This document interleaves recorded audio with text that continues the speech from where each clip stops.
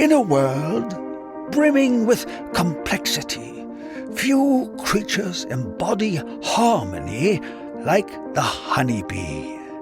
With tireless precision, she dances from bloom to bloom, each motion guided by millennia upon millennia of instinct, each act in service to the whole. And then there are the beekeepers, watchful stewards of this ancient symbiosis.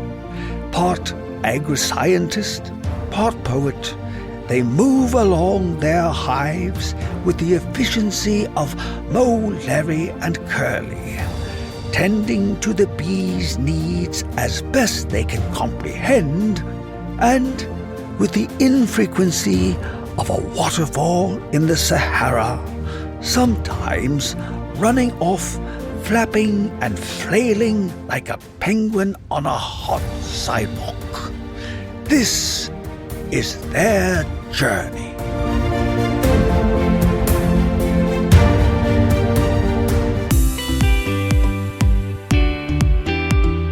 Welcome to Bee Love Beekeeping, presented by our great friends over at Mann Lake.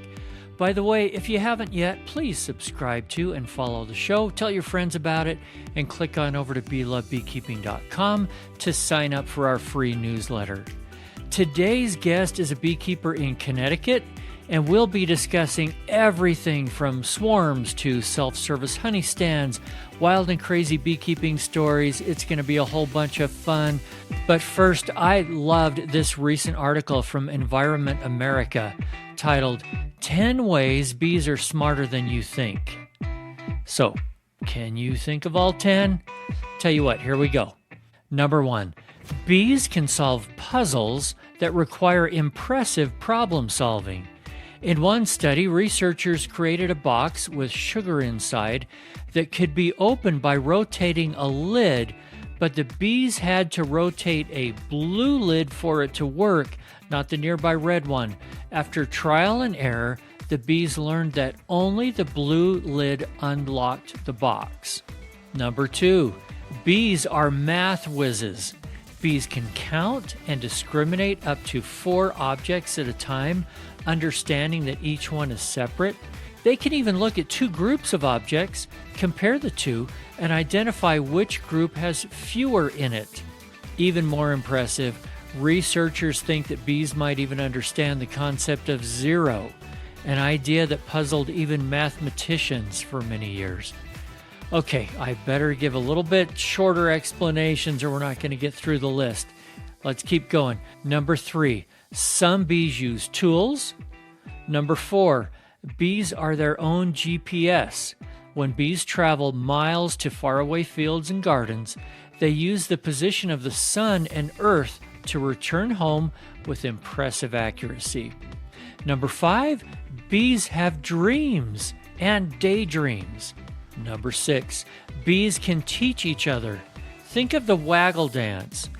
Also, in one experiment, when one bee figured out how to solve a puzzle, other bees observed the behavior and followed suit. Number 7, bees have their own language. Again, think of the waggle dance as a great example. Number 8, bees can recognize human faces. Number 9, bees might even be able to play soccer. Scientists have trained bees to manipulate a small ball into a goal-like structure for a reward of sugar. And lastly, number 10, bees experience complex emotions. Bees' tiny brains release dopamine and serotonin when they eat sugar, signaling happiness. And bees even feel PTSD-like symptoms after traumatic events and feel more optimistic about foraging after they've found a good food source. So, again, amazing. Our buddies, the bees, they are just incredible.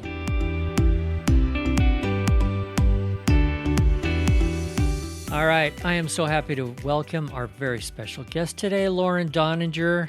How are you, Laura? Good. Nice to meet you. Thanks for having me on. And you're in Hamden, Connecticut, Right outside of New Haven. east coast of the US, for those that are off in another country someplace. And I appreciate you jumping on here because you were just explaining that you've been in the bee yard all day and you've been working out. And Yeah. so you're not dressed up like glamour queen. You're like a real live beekeeper, and that's the best Yep. part. So love that. So I want to I want to talk swarms first Sure. because you're pretty good at catching swarms. I mean, I know that you saw I had posted in a Facebook group, I do every year. This is what a swarm looks like. If you see a swarm, call me, I'll come get it. You can name the queen, I'll bring you the first pound of honey, don't spray it, that sort of thing, which I think is, most hobbyists do that in their like local community group. So I posted that, and a reporter, I don't know, picked up on it and thought it was a good human interest story. So I catch a few swarms a year. I have some swarm box up, but I don't have any special skill. No, that's okay. We're just regular old beekeepers here Yeah. around here. How many swarm boxes do you have up, and what do they look like? I have 4, and they're like the 40-liter, they're wood. A couple of years ago, I got this strap, and it goes around the tree, and then there's a hook on it, so you can hang it on, and that has been a very helpful little innovation and tool. And, I don't put them up that high. I bring a 6-foot ladder with me, and, maybe ideally they'd be a little bit higher, but it has to be fun. I have to be able to get it. And then they're places where either friends who are interested or people who've called me. Like I have one this year, it's a condo complex, and they've called 2 years in a row with a swarm. So I was like, I'm bringing a box for you this year. And maybe wherever, those bees are coming from, maybe we'll catch them. So out of your boxes, just give me some kind of a ratio. Like how many swarms do you catch each year?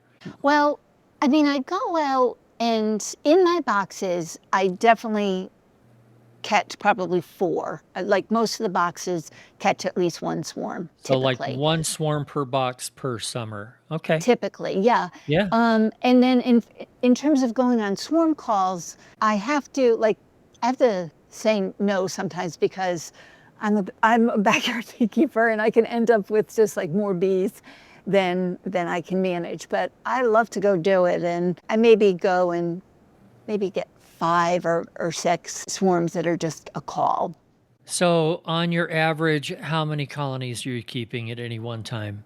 Right now, I think I have 15, which is a little bit more than I would like to, but I do vertical splits. So I don't know, maybe you could call it 30 if you do it based on queens. But I do the vertical splits because I don't want to make more colonies. Like I don't want to do a split and then have another box at another location. So I use a Snellgrove board or double screen board. As long as you brought that up, why don't we talk about what a vertical split is and exactly how you do it? Just kind of walk us through the steps. Yep. So usually in the early spring, I overwinter usually in 2 deeps. And then in early spring, depending on how the colonies look, I'll get them down to 1. I'll put them all down to 1. Hopefully don't need to feed, but if I need to feed, I'll feed. And then once that colony builds up in the 1 box, I'll leave the queen, the overwintered queen, I'll leave her in the bottom box. And then I'll take nearly all of the frames of brood and put them in another box. So it'll be the deep with the queen, and I've been beekeeping for a while, so I have a lot of resources, so they don't have to make comb. The queen, I'll leave a frame of pollen, frame of honey, and then empty frames. Queen excluder, honey super, then the double screen board. And on top of the double screen board, I'll put the box with all of that brood, and they'll make a queen. And the box has a series of doors on it, and I'll open one door that is the exit for the top box. all of the bees that are oriented below will just go home to the bottom box. And then the nurse bees will, they're obviously not going to leave the brood. And then as the brood emerges from that top box, after about 5 days, maybe 6, I will close the door, and there's a little door right under it, and I'll open that door. So now the bees that have oriented to that top box, they're going to come back, and now it's not going to be quite the same door. It's going to be the door below. So I'm bleeding off and giving more and more workers to the bottom box who don't have a lot of brood yet because I took all the brood, so they don't have anything to do but make honey. And then when I close that door, I open one on the other side, because always the top box always has to have a place to leave. 5 or so days later, I do the same thing, and then I open the last door for the top box, and that's the one where when the virgin queen emerges, that's the one that she's going to take her mating flights from. And at that point, and this is a lot of what I was doing today, at that point, I have really bled off the field force from the top and pumped up the field force on the bottom. So I will sometimes say I was feeding that top box, because for that virgin to be strong enough, once she's mated, some of them are mated now, in order for them to really get started, sometimes I'll give them some feed. And then I'll decide who lives, which queen am I going to keep. Usually the new one, and at some point I'll pinch one or the other, leave them, for a few days, and then combine them. And by then they have a big field force. That's a big responsibility, deciding who lives and who dies. It's terrible. Wow, It's terrible. playing God here. It's terrible. And it's terrible because, she's a perfectly good queen. And yeah, it's terrible. It's so hard to pinch a queen. Yeah, it's just so hard to do. And one thing I've noticed about this technique that I need to make notes for myself next year, I need to wait a little bit later, because those bottom boxes today, I had swarm cells in those bottom boxes. So I'm like, they weren't supposed to swarm. I caught them. I'm so lucky. I can't believe I caught them. One of them, I had just done the manipulation, and I watched the virgin queen emerge, and she was now in the top box. It was like they would have swarmed tomorrow for sure, because that virgin emerged. So that's how I like to do splits. So when you get swarm calls from people, how have they found you? Just from your website or what? Yeah. I mean, I think they Google. The fact that I have a website is, it was a friend of my daughter's who was doing some certificate in web development, and she said, I need to build a web page. Could I build you one? I was like, yes, Megan, you can build me one. So I had tried to build one myself. It's not a skill I have, not a skill I want to have. And it was frustrating. And then, here I got this web page. So yeah, I think they find it from that. Yeah, I looked at it. It looks nice. Thank you. And it has a Thank little you. thing about your honey selling business. And I mean, you say you're just a hobbyist, but if you have 15 or even 10 or 20 hives, you're going to end up with a lot of honey at the end of the year. So explain to everybody how you sell it. It is very casual. And you asked about people calling me. I live in Hamden now. It's 13 years, but I didn't raise my kids here. So, I didn't really have a sense of community here. I don't work in Hamden. I work in New Haven. The bees are how I ended up sort of getting to know people in the community. And that has been just a particular delight. Somebody will say, I have a swarm, and people will say, Yellow House honey, and they'll link me. And so what I do is, it's a self-service stand. I put the honey on the porch, and there's a little welcome sign on my porch door, and it's just a little bookshelf with glass doors, and people help themselves and leave cash or do Venmo. And yeah, it's really casual. It's I don't know, I think it's very, obviously it's an honor system. I'm not worried about it. And I think people really like the I don't know, just the open trust element. I have a little sign that says, if you need change and I'm not home, short me, don't short yourself, absolutely short me, or take, I make some other little products, like take something else instead, or, catch me next time. It's very local and very friendly, which I really like. Yeah, that is awesome. But I want to make sure I'm clear. This is on your front porch. You have like a closed-in area with a door. It's a side porch. So my house is a little, just like my logo, that's my house. It's a little yellow Cape Cod style house. And I have a garage that has a little porch with a door on it. And then when you come in the porch, the garage is on the right, but it's all closed. And the house is on the left, and straight out is slider to the bee yard. So it's just a little, it's a closed-in porch, and people just come in and help themselves. That's great. And you sell all the honey you want to sell that way.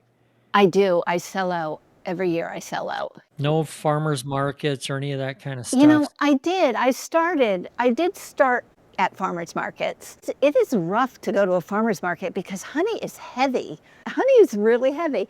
And if you're not at a farmers market where you can park right there, like I've been to some where you're supposed to unload and then drive away. So I haven't needed to. I admit a pet peeve of mine is that it seems all beehives are white. Yeah, boring old white. And just when I get a pet peeve, Mann Lake comes to the rescue with their new color collection. The vibrant new line of colorful beekeeping hive kits designed to turn your backyard into a buzzing work of art. Each kit comes completely assembled, ready to add to your bee yard, but with a big splash of personality. We're talking dandelion yellow, garden green, coneflower blue, and even bold wild rose pink. Because who says a beehive has to be plain old boring white? Imagine stepping into your bee yard and seeing a rainbow of thriving hives, each one buzzing with life, producing golden homegrown honey. And right now, Mann Lake is offering podcast listeners 10% off color collection hive kits. Visit manlakeltd.com and use the code SHOWMETHECOLOR at checkout. That's manlakeltd.com, discount code SHOWMETHECOLOR. I like the conversation and so forth at the farmer's market, but it's a lot of work, and I've sold out. So usually I sell out, so I don't need to. Yeah. A lot of work and a little bit of money. And like they say, a pound of honey weighs 2 pounds. Yeah. Yeah. I wanted to just finish up one thing on the swarms, and that is, so when you get a call and you go to their house, now you were telling me you don't do cutouts. No. Tell me why. I don't have the carpentry skill. Yeah, I don't have the skill to do the cutting, and I definitely don't have the skill to do the repair. And there are a couple of beekeepers locally. There's a woman, Erin Stevens. She's fabulous. If I get a call and I see that it needs a cutout, I'll call Erin. There's also, he's a big beekeeper. His name is Ryan Griffith. He's at Necker Farms. He might even be commercial. He does so many cutouts. So there are people who are very good at that. I have heard of that place, and I'm trying to remember if he was on the show. Ryan Griffith, he's great. And with those cutouts, I know some beekeepers that they'll either do the cutout, but then they have a handyman that they work with that comes back and fixes everything. Or the handyman will actually do the cutout with them, and then they'll do the removal. Handyman will come back and fix it. In some states, you are not even allowed to fix it unless you're some kind of a licensed contractor. Oh, So that kind of makes sense. just letting everybody know, make sure you know what you're doing as far as those local laws and that kind of stuff, because somebody may think, oh, he's just going to make this little cut to get the bees out, but the beehive might be this big. And the next thing you know, a 3 by 6 foot part of your wall is gone, and that's going to freak out some people. So I got a call last week from it's a community theater in Waterbury, and they thought that they had a swarm. They didn't. They sent me videos, and I think a swarm probably landed there, and there were some left behinds. But they had once before had a swarm that had gone, it was between the walls, and their handyman cut it out, and a beekeeper removed it. And so I would do that. fellow. They were so pleasant, the people at the theater. And if they end up with bees moving in, if there's somebody who's going to cut, then I would be happy to. And also depending on where it is, I'll climb a ladder, but not, so high that I can't be breaking a hip. I'm going to be 65. I can't be breaking a hip. Do you ever use for swarms way up in a tree, one of those poles with a bucket on it? I made one, yeah. Oh, good. I made one. I bought a pole saw. It was a pole saw, a retractable thing on Facebook. It was ancient. And the guy was worried if I knew how to use it. I said, I just need to know how to take this off because I'm attaching a 5-gallon bucket to it. So I've had that for 3 years. I drive around with it in my car and other swarm equipment. And I've not yet had one high enough to use it, but I'm hoping for one this year. You will. It'll happen. One of the reasons I wanted to have you on the show when we were chatting the other day is you said you've made so many mistakes. And that is how we all learn. We're going to talk about wild and crazy stories in a few minutes, but give me an idea of a couple of mistakes that you've made that you learned a lot from and others that are listening can learn from. One early mistake, I had gotten my first, I bought a nuke actually, and I had one colony. I had gone to bee school in the winter, and it was early spring, and I got a nuke. And I was having my yard fenced in, and the timing worked out that where I wanted to put the bees, like they couldn't put the fence in. And then I had learned in bee school that don't move them more, 3 feet is the max. So I set up the hive and I put it in a wheelbarrow, and then I moved it a little bit every day. And by the time I got those bees to where I wanted them, they were mad and aggressive, and it was not fun. So I was like, I'm not doing this. This is not a fun hobby. Why would anybody do this? I can't even step in my backyard. I'm getting stung. In Connecticut, maybe it's true elsewhere, you can't sell bees without having the bee inspector come. So I called the bee inspector. I was like, I don't want to do this. Come inspect. And he walks into my backyard. He's like, is it always like this? I was like, yes, I don't want to do it. It's like, you need a new queen, which I didn't know. And this is not something the bee inspector typically does, but it was just a dumb luck circumstance that the experiment station is 2 miles from me, and he had an extra queen. And he went and got a queen, and he replaced it, and I was good to go. I had rattled them up, right? They had an earthquake every day as I moved them. So that's a mistake I won't make again. And then I overwintered barely successfully. The queen was there, and they were alive, but the cluster was so small. So I started another package and wanted to balance them. So the new package, they start laying, and I knew that you should give eggs. I didn't know, and the nurse bees. So I thought if you put bees in a hive with a queen that isn't their queen, then it'll be war. I have this week hive. I'm supporting this new package, and I gave this fabulous frame of larvae and eggs, just the new queen had done magnificent work, and I put it in that overwintered, and they ate it all because they were, you don't know. I didn't know I need to leave the nurse bees on. Never made that mistake again. Although a story related, just how nice the beekeeping community is. Probably everywhere. It's really nice in Connecticut. There are 3 bee clubs in Connecticut. I belong to Connecticut Beekeepers Association. I can't begin to say enough good things about the organization and the leadership. I had overwintered. They were barely alive. I had wasted the frame of brood and larvae by not putting in the nurse bees. And I wanted to have survival. And I started calling beekeepers on the list saying, can I buy a frame from you? And this beekeeper in the next town, his name is Ray Sala. I don't think I've ever seen him again, but I see his name. He's like, oh, you're a new beekeeper. I'll bring you a couple frames. He brought me frames of overwintered brood. He gave it to me. Of course I offered to pay for it. He gave it to me. And that was my first overwinter experience, which, they didn't really survive. They wouldn't have. But yeah. Beekeepers are the best people. Oh my gosh. Yeah. Yeah, the other bee clubs besides Connecticut Beekeepers Association, there's I think it's called Eastern Connecticut. The person who runs that is Adam Fuller. He is phenomenal. If you're looking for a guest, he's great. And have you interviewed Bill Hesbeck yet? No. Bill Hesbeck, he's the president of Connecticut Beekeepers Association, which is one I belong to, and he does a lot of research. I use Bill's condensing hive. He's published a lot in American Bee Journal. It's called Bee Talks. It's at the second or third Thursday of the month. It used to be in person before COVID. It was so much better in person, but it's been online since. But which is more accessible for a lot of people. And then there's also Backyard Beekeepers. I'm not as familiar with them.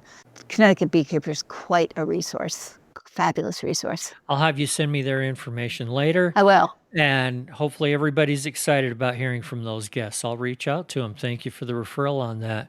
Sure. All right. Every beekeeper has had some kind of wild and crazy beekeeping story. I swear I have one every single time I'm out with the bees. But so can you think of one or two that you want to share with us? The first year that I got honey, which was probably my third year, I was aware of, how careful you have to be about robbing. And I took the frames out one by one, used smoke, used a brush, got all the bees, ran to the side porch, stacked them all up, very meticulously, very carefully. And then it was a few days. I had to work, and it was a few days before I could extract. And I was so mindful of shutting that slider door. I have a dog, so I'd let the dog out, shut that slider door. And it was probably, I don't know, maybe it was going to be it was 4 or 5 days that I am religiously shutting this slider door. So these frames of honey are actually in part of the house? They're on the side porch where the honey stand is. That's the okay. porch. There's a separate door that goes into the house. And about how many frames? Easily 20, maybe. Oh, probably more. Maybe it wasn't. Maybe it was my fourth year. I had them in boxes, and there were many boxes. All right. This all sounds so safe. Yeah. No problem. I don't know where the crazy part's going to come in. I went to a little family event, came home, it was dark. I stepped onto the porch with my dog, and it was like I was in another universe. I didn't know what was happening. It was like a roar of an engine. There was crunching under my feet. I'm reaching, trying to open the house door. When I opened the house door, I'd left the slider open, and it was mayhem. I mean, it was terrible that the honey was gone, but the number of dead bees, ugh. I mean, it was just, it was massive death. It was terrible. They were, it took so long to clean up. They got in the house because when I came home, I opened the house door, and they were all on the door because there was a light further in the house. So they're, on the door, and I opened it into the house. It took a long time to clean up. And then for days, the bees were just dive bombing the slider. Just dive bombing. We know that honey's in there. Oh gosh, that is a mistake I don't think I'll make again. Yeah. I have one kind of similar. This is not a one-up you in any way, shape, or form. The first time that I harvested honey with a little 3-frame crank extractor, right? And everything went smoothly. And when I was done, I knew, put the extractor outside, let the bees come clean it out. Oh, what a wonderful idea. I'm going to do that. And we have a large front porch, and it was, the end of a long day after extracting and stuff. So I carry this out with the lid off, and I take it out the front door and just set it right there on the front porch. And tomorrow, I'll come move it someplace, but didn't think anything of it. Well, tomorrow, yes, nobody could get near the front of our house at all. It was hilarious. Yeah. And I'm thinking, I've always wanted to keep the neighbors away. Now I figured out how. Anyway, so yes, in the middle of the night, the next night, I then took it out to the middle of the front lawn where it was just fine. Yeah. And we learn from those little lessons, Yep. and everything's fine, and it's okay. So for new beekeepers, don't feel bad when you make a mistake. And sometimes we kill our bees, and that feels horrible. Just make sure you learn something from it to help you be a better beekeeper in the future. Last question I have for you. You seem like someone that loves bees. I love bees. Tell me why. You know, I love their democracy. I love Tom Seeley's book, Honeybee Democracy. I love it so much. I love the biology. They're endlessly fascinating to watch. And then, of course, you know, they're beautiful, especially when they have pollen pants. The pollen's so beautiful. And then we eat because of them. Yeah, I love them.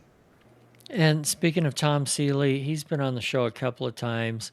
I love that book and I love him. He is just the sweetest gentleman. Yeah, For those that have had a chance to know him, you're lucky. yeah, It's not just his knowledge. He's just really a good person, and yeah. I've enjoyed getting to know him. Anything else you want to share with us before I let you go? This is probably just a broken record. I would say, though, I talked about a lot about, I mean, I have a lot of fail. I could talk about a lot more failures, but I have had really good overwintering success. Like last year and this year, both, I had 100% survival. I treat for mites. I am on top of the mites. And I think that often beekeepers will, like, they don't know that they should go to bee school. They see like the Flow Hive commercials and think, oh, I just put this box in my yard. That's all there is to it. And then their bees die and they're sad and they find bee school. I don't know, my number one piece of advice is just you have to treat for mites. I mean, if you're living in a place where your bees aren't going to interact with other bees, and so you think you want to sort of get the evolution of, you know, you'll have a lot of die-off and then they'll be more mite resistant. But if you're living in a place like Connecticut, it's not just your decision. There's everybody else's bees they're going to interact with. So treat the mites.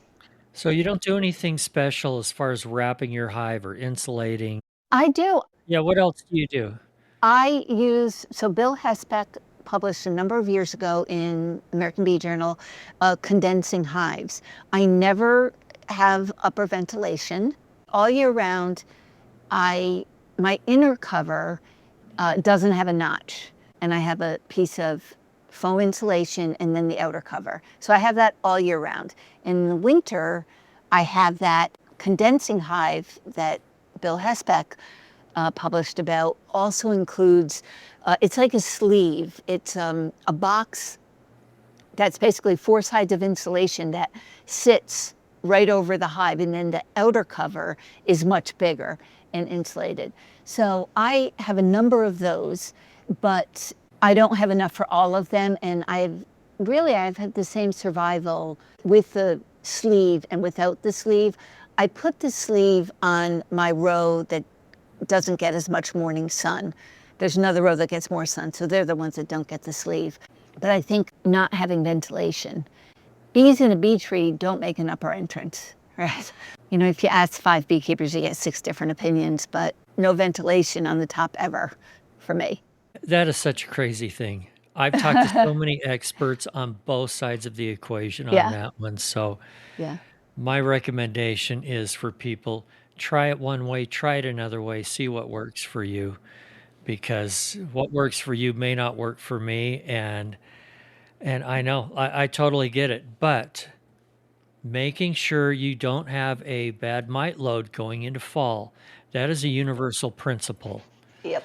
Now, what you use to take care of that, we're not going to tell you what to do. There's a lot of different things.